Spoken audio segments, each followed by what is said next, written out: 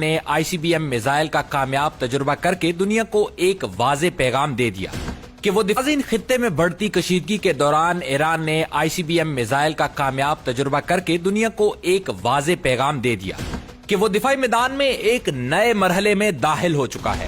اس تجربے کے بعد ایران دنیا کا پہلا مسلمان ملک بن گیا ہے جس کے پاس 10,000 کلومیٹر تک ہدف کو نشانہ بنانے کی صلاحیت رکھنے والا میزائل موجود ہے۔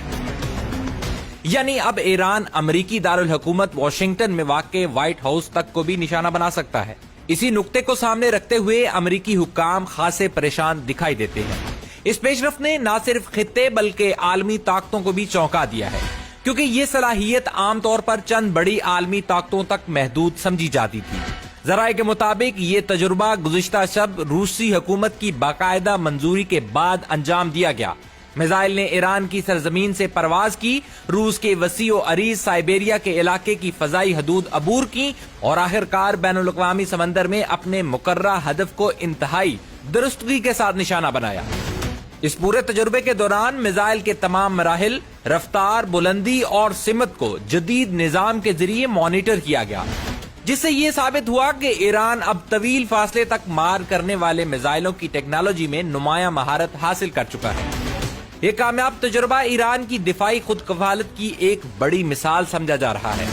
ناظرین، برسوں سے ایران پر پابندیاں لگائی جاتی رہی ہیں، اسے جدید ٹیکنالوجی تک رسائی سے روکنے کی کوشش کی گئی، مگر اس کے باوجود ایرانی سائنسدانوں اور انجینئرز نے مقامی سطح پر تحقیق اور ترقی کا سفر جاری رکھا۔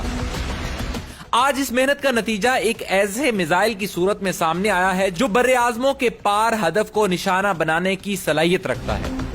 ناظرین، عالمی سطح پر بین البر اعظم بیلسٹک میزائلوں کو طاقت کی علامت سمجھا جاتا ہے۔ یہ وہ ہتھیار ہے جو کسی بھی ملک کو نہ صرف دفاعی تحفظ فراہم کرتے ہیں بلکہ دشمن کے لیے ایک مضبوط ڈیٹرنس بھی بن جاتے ہیں۔ ایران کے تجربے کے بعد خطے میں طاقت کا توازن ایک نئی شکل اختیار کرتا دکھائی دے رہا ہے، کیونکہ اب ایران کو نظر انداز کرنا کسی کے لیے آسان نہیں رہا۔ عالم اسلام کے تناظر میں یہ پیش رفت خاص اہمیت رکھتی ہے۔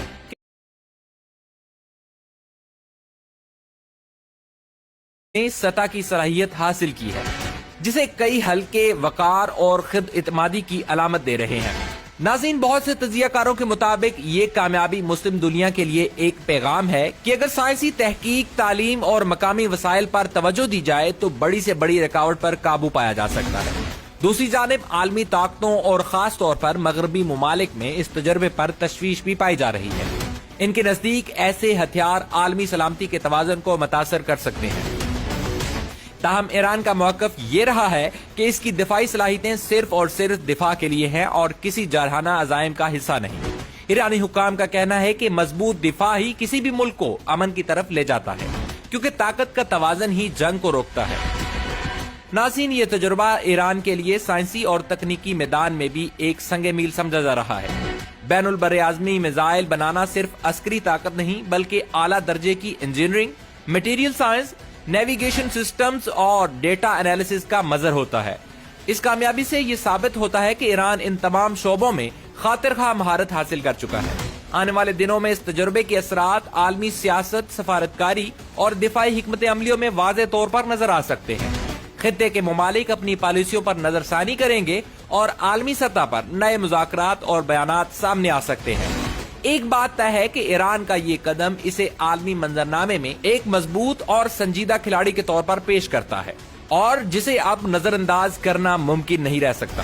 امید ہے ہماری آج کی ویڈیو آپ کو پسند آئی ہوگی۔